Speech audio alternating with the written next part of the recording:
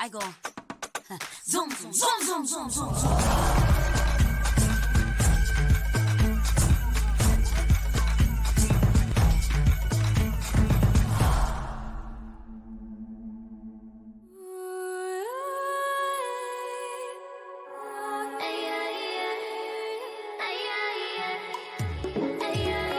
Women lead with power and lead with confidence and lead with influence.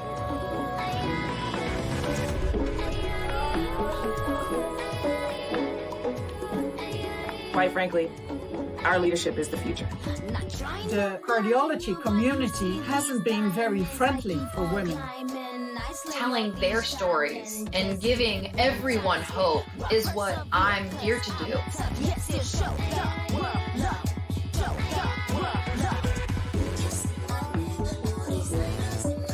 There aren't many Black gay women in the sports business world. Bow down, call me your majesty. I go zoom, zoom, zoom, zoom, zoom, zoom, zoom. Call me your Let majesty. me learn from what happened and the mistakes I made. The needs of women have been under-recognised. Majesty. Women's health matters. I was the youngest person there. I started live streaming on Twitch. Wherever I am in my journey, it is exactly where I'm supposed to be. These women are changing the world.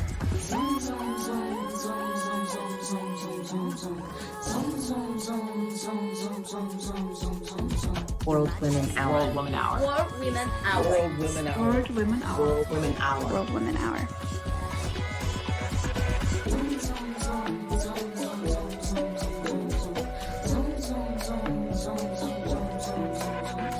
Your Majesty.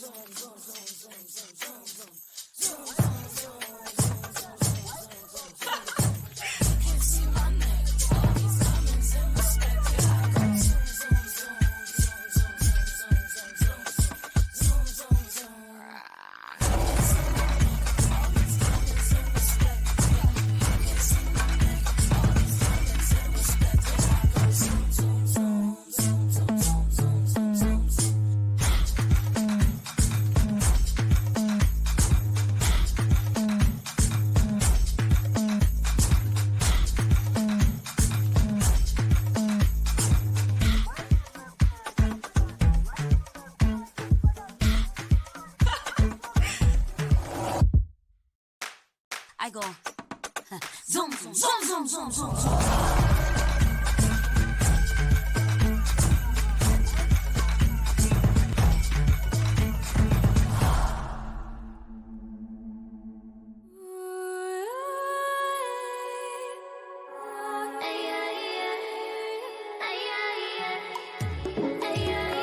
Women lead with power and lead with confidence and lead with influence.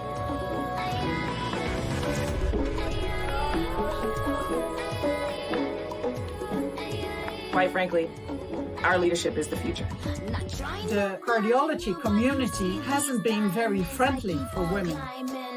Telling their stories and giving everyone hope is what I'm here to do.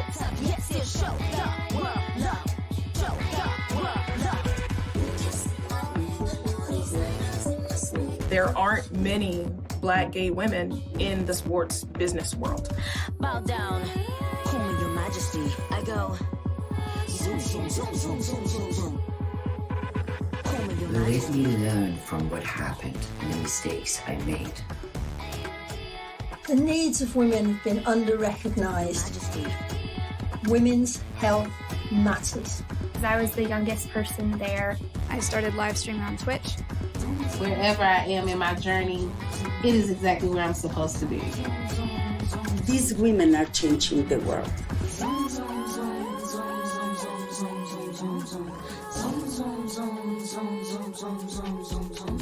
World Women Hour. World Women Hour. World Women Hour. World Women Hour. World Women Hour. World Women Hour. World Women Hour.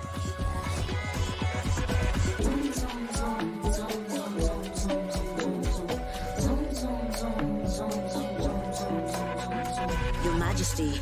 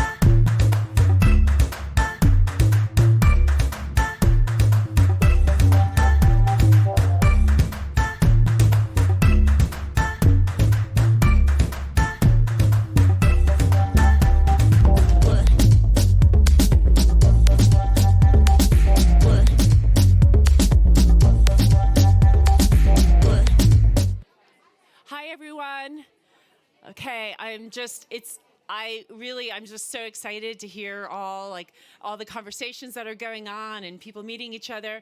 And for those of you that arrived this morning and are still with us, thank you. For those of you that have just joined us, a very warm welcome. We are going to jump into the next panel, the Middle East Inequality Moonshot. We have a phenomenal group of women who are joining us. So why don't we get started? But before I ask our panelists to come to the stage, I'm going to invite, actually, you had the opportunity to hear from her on the last panel, Bagada Owais, who's a Lebanese broadcast journalist from Al Jazeera. She's going to provide us with the opening remarks to get us started. So thank you all very much. And Gada, thank you so much.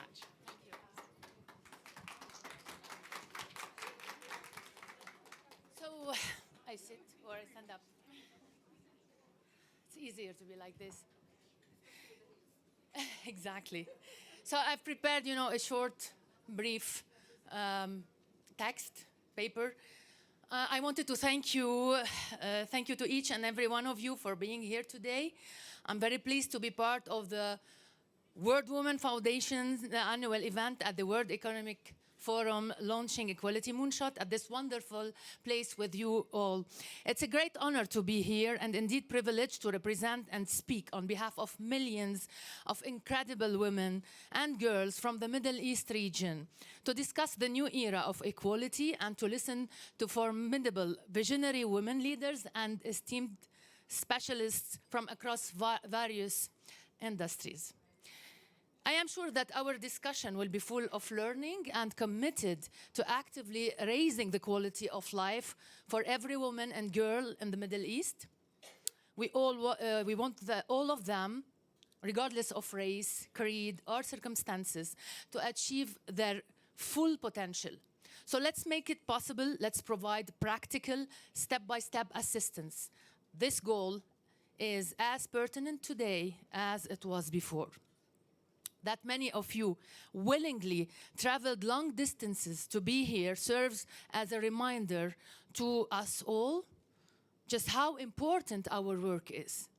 In today's gathering, I would like to address the problem of authoritarian regimes because misogyny and authoritarianism are not just common comorbidities, but mutually reinforcing ills.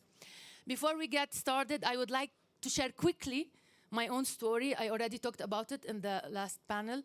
I am a journalist who lived in an exhausted Middle East. I grew up in Lebanon during the bloody civil war.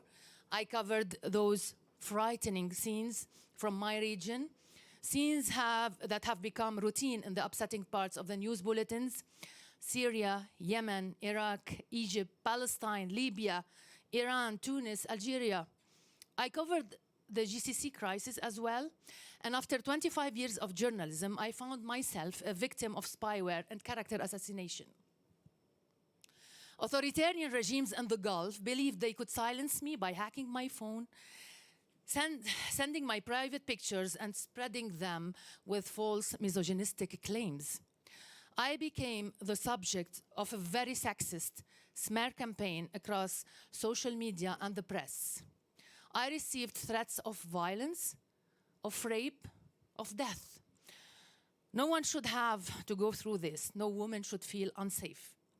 Around the Middle East and the world, women are receiving an overwhelming amount of online abuse, harassment, and gender defamation via social media platforms with social media while social media companies are not doing nearly enough to combat this. The Middle East itself has been gradually destroyed by tyranny, by dictatorship, corruption, patriarchy, and injustice. Women and girls are the first to face discrimination in the law and across society, including widespread violence. Huge inequalities in the law leave women and girls treated as second-class citizens with little to no protection from violence. So I think we need a Middle Eastern new suffragette movement because, unfortunately, women there are still considered to be inferior to men. And I here salute Lujain Al-Hadloul, The Saudi women's rights activist released from prison, but still under travel ban. I salute Salma Shihab, sentenced to 34 years in Saudi prison for following and retweeting activists. I salute Nasrin Sotoudeh, the Iranian human rights lawyer, and Mahsa Amini, of course. I thank every Syrian, Egyptian, Yemeni, and all Arab and Iranian female activists. And I mention here my friend Tawakkul Karman, the Yemeni Nobel laureate and human rights activist who led the way. And I finally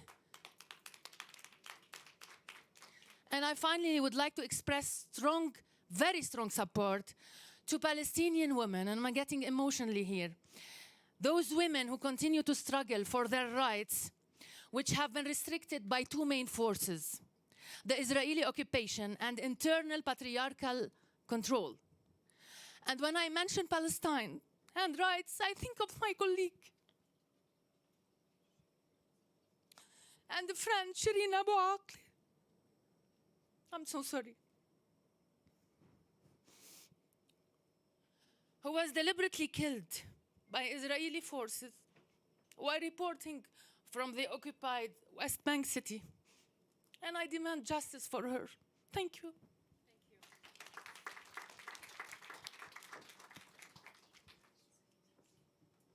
Okay. All right, well, I'm going to invite our panelists, and Gada, I want to thank you for your words, for what you shared, and yeah, for all of us to be thinking about the message that you just shared with us. Gada, so you've just met Gada Awis from Al Jazeera. I'm going to invite Fatma Al-Nuaimi, who's Communications Executive Director at the Supreme Committee for Delivery and Legacy of Qatar. Hi, thank you so much. Gosun Al-Khaled, who's Deputy CEO of Asico Industries Company. Thank you.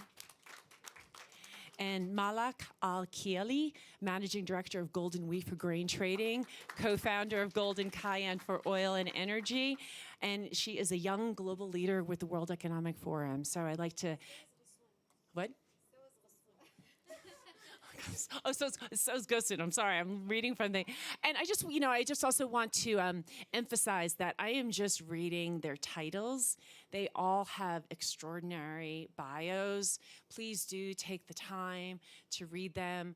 I would love to spend the time now to give full credit for all the extraordinary talent and work and everything that they have done and their contributions to society. But again, in the interest of time, I'm not giving you their full bios, but please do take the time. I think Gada really set us off in terms of when we're talking about the Middle East and we're talking about an equality moonshot in the region, that it's a very complex region. It's a region that has experience of troubles and conflict. It's also a region that's experiencing transformation and change in many ways. We see in certain countries, really increase in female participation, both in terms of government as well as in the private sector and civil society. And yet we still see, as Gada very eloquently pointed out, we still see, tremendous violations, gendered violations, human rights violations. So, this is, unfortunately, we only have a short period of time, so we're not going to be able to do justice to the coverage of the region, but I hope that we sort of can, what we talk about today, that we can, continue the conversation. And again, I'd just like to thank all of you for joining us today. So let's start. I'm going to start here. So given maybe I'll start with you, Fatma.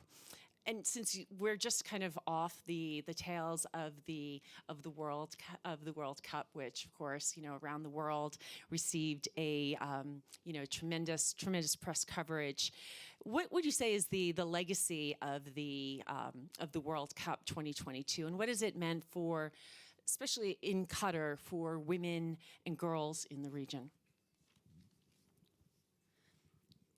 For me, I mean, the World Cup is actually, we've been working on this project for the last decade. And for us, it was an opportunity for people to know the region, because, I mean, the Middle East has always been misunderstood. There was a lot of stereotype and there is a lot of misunderstanding, and especially when it comes to as well like to the role of women. A lot of people have, especially in my role in media, when I speak to people, when I engage with fans, and they always assume like women would be either suppressed in our country, or people would be wouldn't have opportunity. But actually, it's helped in changing a lot of this perception when they came. And for us, I mean, as a World Cup, there is a lot of legacy that we have been set, because it wasn't 1 month of a tournament or a football. We managed actually to see how we can actually have softer legacies, and especially when it comes to women involvement in delivering this World Cup. There is a lot of actually women as part of the workforce. I mean, like more than a third of the workforce who's delivered this World Cup are women. And we do have a lot of women who actually have high positions and a leadership role. Like our Deputy Director General is a woman, our legal counsel is a woman. I'm leading the communication and the media operations for this event. So there was like a lot of opportunity of women and female engagement. And for the legacy development, I mean, when it comes to the program that we're having, we want to make sure as well, like beyond football, how can we actually use the spotlight of the World Cup to shed the light on a lot of amazing women as well in the country. So like even the ceremony, we do have like a lead artist who's a Qatari, who the world were impressed by her performance. We also on the different component of and the milestones of the World Cup, we made sure as well like to even like having a female designer, Buthayna al-Miftah, who did like the official poster. And so there is always, we want to make sure, I mean, like to showcase the talented women we have in the country, and we successfully have. Thank you very much. Thank you for that. So I'm going to go to Gosen and Malik. In terms of when you think about how change happens at the higher levels of government, you know, what do you see in terms of what ways can we sort of encourage government leaders to instigate the needed changes that you want to see, and that and maybe you can speak from your individual perspectives. Being from Kuwait, which is from the Gulf region, we as women have already our most of our rights. We live a life of, let's say, luxury somehow. So our women are comfortable. Our women, they have a route for them to grow in any position, whether it's the government or the private sector, is there.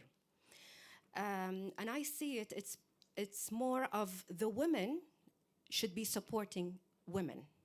Women should stick to each other. And I think it's a problem that we tend to compare each other.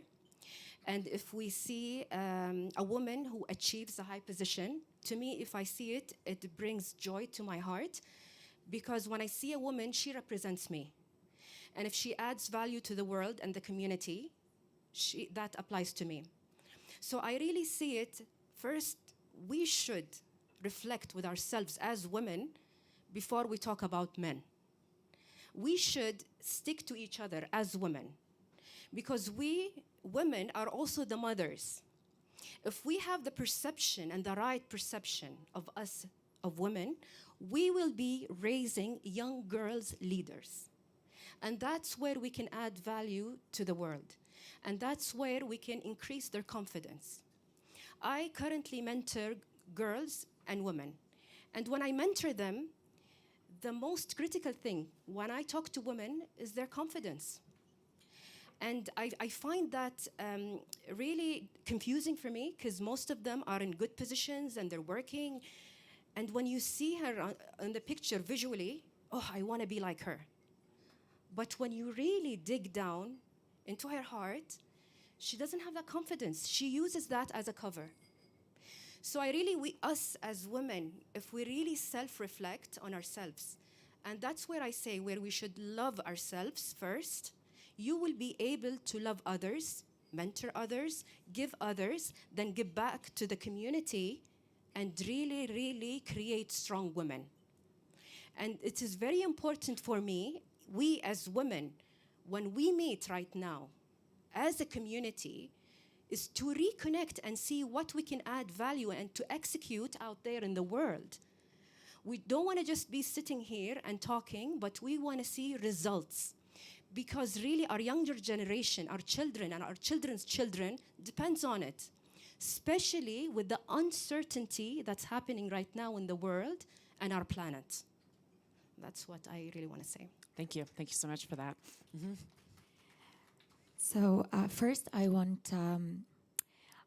feel so grateful and blessed to have a platform to speak from versus the other women who are some part of the MENA region in some countries. They are stuck in their own small world of suppression, conflict, and turbulence and violence against them.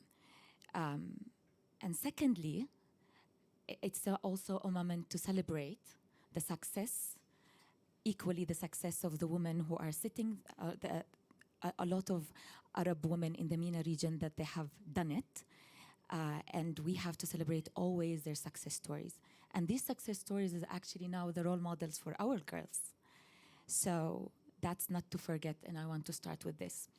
Being a board member in Jordan Economic Forum, and today I don't want to speak as, doing what I do as in oil and grain trading. Here I am as a humanity activist, as a sister, as a mother. I want to say that women, they have positioned themselves with their integrity, with their knowledge, with their expertise, with their coming to the room with have something of an added value to say.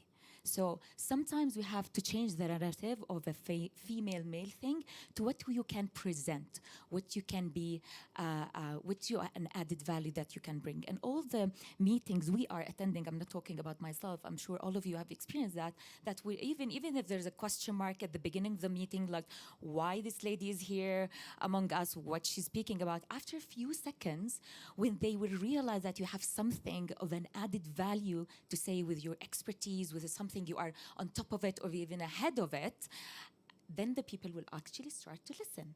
And then you start earning your place, whether in the board meetings, whether in with a high officials, and then that's the change is happening. And we are leading. I'm here because of role models of both male and female. All my mentors are male because of the industry I am in, but all my role models are from Arab women. And look, some of them are even supporting us. And this is one of the beautiful circles we have. So equally, yes, we are, believe me, we are acknowledging the suffering of the women, like part of our families, our friends are suffering, but still we have to celebrate. Because these success stories are the only hope for the other women, the other girls who are stuck, but at least they have hope. Let's give them hope. Thank you for that. Thank you both. Yes. So, Gada, I'm going to turn to you, and you reminded us of the protests that are going on in Iran, which are now 4 months in duration. And what we've seen is that around the world, protests can oftentimes, be a can bring about change, positive change, but sometimes it doesn't happen, and we can see a reversal.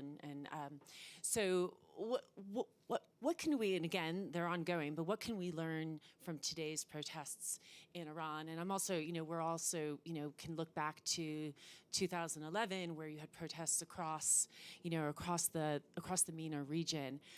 So I'd love to, as a journalist and as someone who's been covering it, and I'd love to get your take on that. Well, when the Arab, what is called the Arab Spring started in 2011, we had big hopes, and everybody was encouraged to participate in it, and we were very enthusiastic about it. But it failed. Until now, it failed. But the roots are still here. The anger is still here. And even if the dictatorships came back, even more vicious and more violent than before, it will go around again. People will protest again. We know French Revolution took years and years and years to happen. So now I think the anger is still here, the frustration is still here. So even though it didn't happen in 2011, it failed, and there was an anti-revolution backed by regimes who are not believing in democracy. I think what we must learn is that we need independent journalism, and we need also to engage women in the political life. We need to have women decision maker, because if you look at the world right now, who's making wars? Men. I'm not saying that women are, when they are in power, can be less violent or but they have we didn't try yet. Just give us the chance to try, and let's work on it. So I think it's not about being a male or female. It's about being a good leader. And if you don't have balance in countries and in societies between women and men, this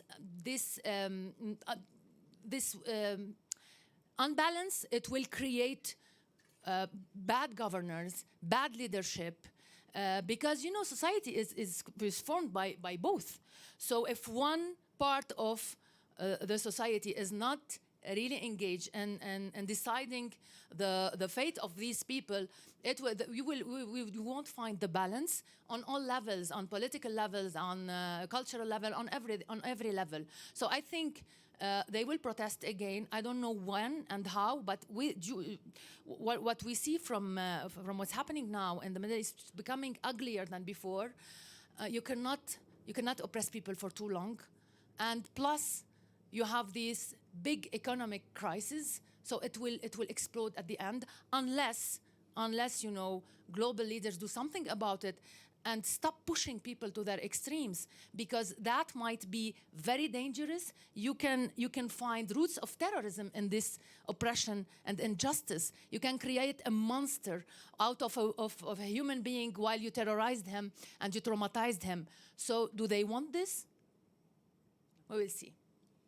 So I'm just going to quickly interject that I want to make sure that we get questions from the audience. So I'm going to do one more question here, and then I'm going to be thinking of your questions. And again, we need many more hours to do justice to this panel. Malik, I'm curious. You work in I come from the energy space. It's a very male-dominated space, and you work in oil and energy and in grain. I'm just sort of. What has been sort of your road to success in terms of the pathway that you've taken that's given you, that you've pushed forward with being in a position where you are, you're managing director of a big company, and you're working in a region that is very much has a history of in the energy space? I'll start with a story. So once it was the first time I'm entering one of the oil marketing companies in Jordan, and we had a meeting to conclude a deal. So they didn't know who's coming to the meeting. So I always carry my notebook and pen when I get to the meeting, and I went with my business partner. So I get to the meeting, and they seated me at the end of after all the men they sat, they seated me at the end. And I was silent, and I was actually smiling, because I always take now this kind of situation as a social experiment. So and I was silent, I was smiling, and I was writing, of course, the notes. And then when it comes to the really negotiations, my business partner, who's a male, he said, "Oh, for the negotiations, you have to speak with Malak." And it was a wow moment. Everyone "Oh, sorry." And then they changed the whole seating, and yeah. Yeah, so I think, yeah, and also then, you are laughing, I'll make you laugh again. But so it's a story, I was in one of the countries, and I had a head of state in one of the African countries, and I had an appointment with the minister. And then, all the team, I entered, and they were waiting, when I entered, I stepped into the room, everyone, looking behind me, and I was what you are looking, what you're waiting. And they thought that I am, again, executive secretary of someone. And I told them, "Oh, I'm so sorry, you just have to meet me. I don't have anyone with me." And of course, the meeting went very well. So the story is we have to release ourselves from our own insecurities, what the people will think of you. Think of what you can add the value. Again, how can I conclude the deal? Think of it as how can I conclude the deal? How can I sit on be in a policy a policy, whether you are a decision maker or a policy maker or as an entrepreneur, you are going with a mission and a vision. So focus on that, not the way you look. And one of our ministers, she's a lady, when she was interviewed, and they told her, you know, what do you think the difference between male and female being a minister? And you know what she told me? She told them, you know, I think once I stepped on the platform, the first thing people were looking at is what was my outfit. So I think now we are on this very interesting stage, especially in the MENA region, that we're having so much beautiful stories to tell, that let's focus on that. And I think we have to smash stereotypes by ourselves, which we are doing already, by focusing on the new generation. We need this progressive, positive transformation, and it should be now, because we as the leaders, you know, we cannot afford more leadership glitches or this cookie cutter policies, and we're already acting. It has been a lot of successful stories in UAE. Yesterday we met she's also YGL, the UAE Minister of Space, and we heard the stories on education, how in the empowering ladies in the building this data-driven societies, or for example, working on with the ladies on mitigating the skills with the gap, like with the, for example, green skills. There is a lot of opportunities, but we need to start by ourselves. And I'm sure a lot of us, we are already there. You know, when you sit on a table, on a board meeting with a lot of men, you know now you are like your position, your title, and you already smash your own stereotypes, your own boundaries, your own limitations. Just be proud and just focus on your mission, why, and always think who you are, what's your personal brand, and that's it. Thank you. So I'm going to take a couple of, yes, thank you. Very good. All right, we're going to take some questions from the audience. Please raise your hand if you have a question. Anyone have a question? No? No one has a question? Okay, thank you. Do we have a mic here? Comments allowed or only questions? Excuse me? Comments allowed or only Yes, of course. Yes. Well, thank you very much for all these inspiring stories. And I've lived in the Gulf region. Actually, I'm an educator, professor. And so I'm very interested in education and women's education. And how do you see it going? You gave examples already about the evolution, but maybe if you could speak to that, to, you know, women's education in the region.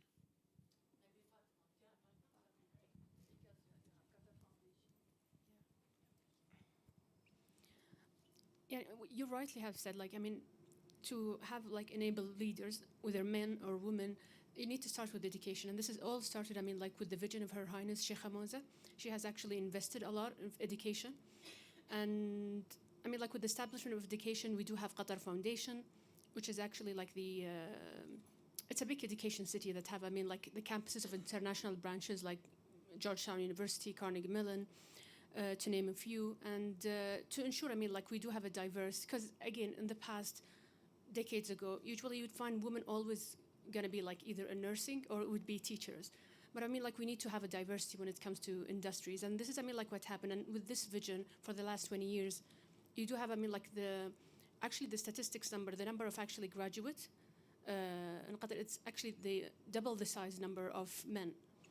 And you have, I mean, a lot of actually people like, and again, like when it comes to the stereotyping, you find actually women working on the oil and gas and the banking sector. We do have, I mean, a lot of women actually in leadership position. We have 3 ministers. We have an assistant foreign minister, Minister of Education, Minister of Health, the Minister of Social Affairs. And you can see, I mean, like even from myself, I mean, usually you would see football is a very male-dominant industry, but we do have a lot of actually women in the sports. And this is, I think, what it helps. Because again, it's going to go by merit, and to ensure that you have capable females, you need to invest in education. Can I add to that? Sure. Gosen, yes. I want to add to that because the same in Kuwait, actually, because my bachelor is engineering, and 97% of our graduates are girls. Wow. And only 10% end up working. Why? They stay at home. Why? Because they're comfortable. You think so? Some of them say because they have the perception that the male generates the money and I stay at home and produce kids. This is why it's very important when you see the percentage. And by the way, most of these women who graduate, they are high honors. They're very smart. And actually, some of them really reach top positions and really create value and add value to the community. But it's very sad when you see this percentage that what is going on? Why are they being a stay-at-home mom? Is it more comfortable? We found out that once they get married,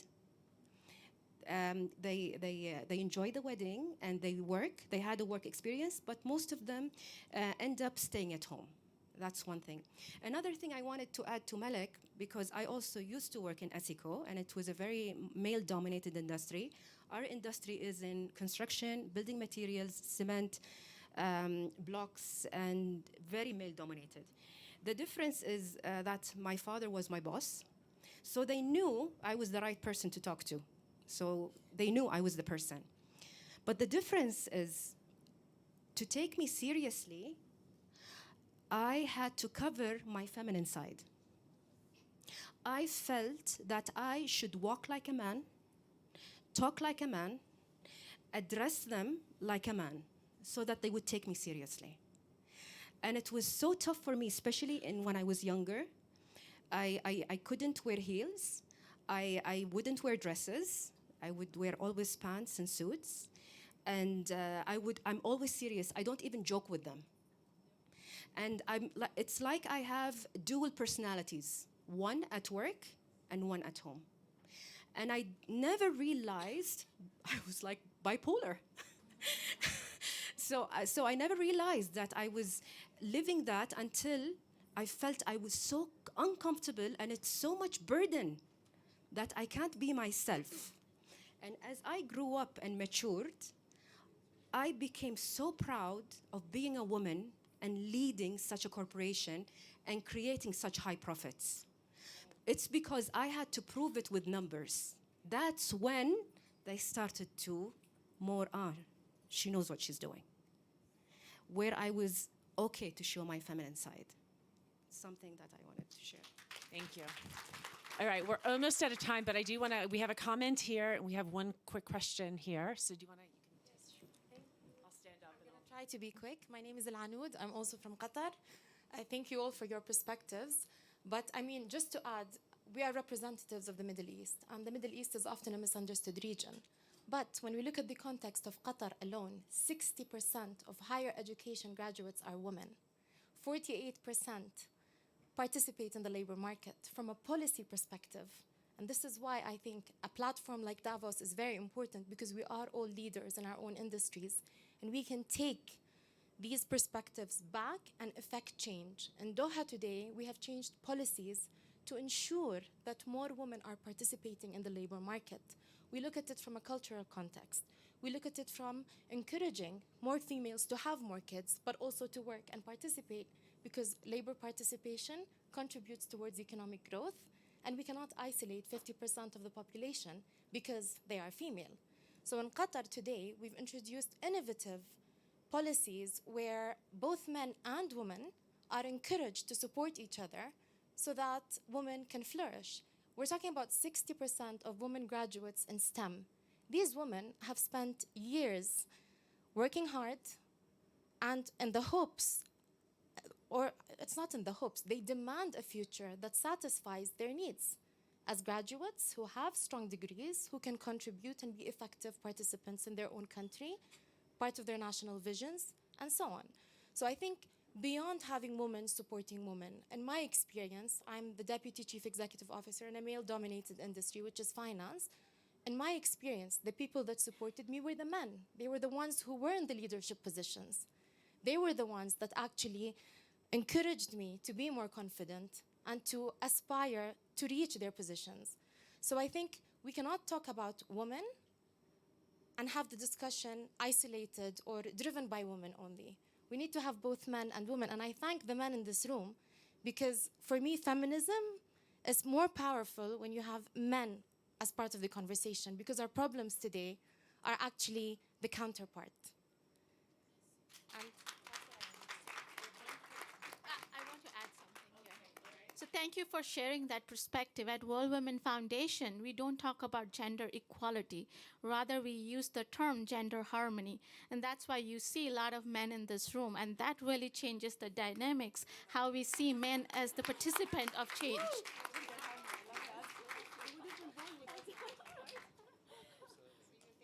Marhaba, hello. My name is Viola Edward. I'm from Venezuela, Lebanese mother, Iraqi father. Wow.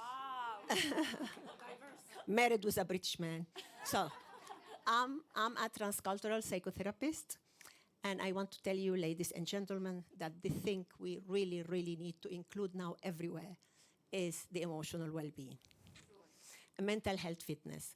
I think if there is one thing that holding women back now is her emotional well-being, her security. And sometimes it's, and go against that monster inside that we think is such a dogma that we cannot talk about it. If we will have time, I will tell you everything about myself. But now we don't have time. Going over addiction, healing orphanity, immigration, etc. So if we manage to go through our traumas, because all of them we have had it, not all of us we lived war, but all of us we have stories that we couldn't go through them. So we need from early age to have programs that are available for everybody in a way, in a very respectful way for the culture and for the age. And this is what I bring here to Davos. So I'm determined, I'm in a mission that we need to include this subject in school, in corporate, in government, everywhere. So count on me, and I congratulate you all, really. I'm so touched by what you're doing. Thank you so much, and there is much more. Quickly. I totally agree with Hussoun. Women should support women, actually. And we're here, like you said, Malak, that we have to celebrate, and I totally agree. But since I worked in journalism, I saw all these misery and women's life in the region. So the idea is, and I think Dr. Carolyn, you might agree with me, that we can here have this, idea of you as very successful women, well-positioned, actually, and like you said, in Qatar, women are highly educated. What if we do something to help other women less fortunate, who don't have voices, who are really under severe suppression, either internal patriarchy or, like I said, in Palestine with the Israeli occupation.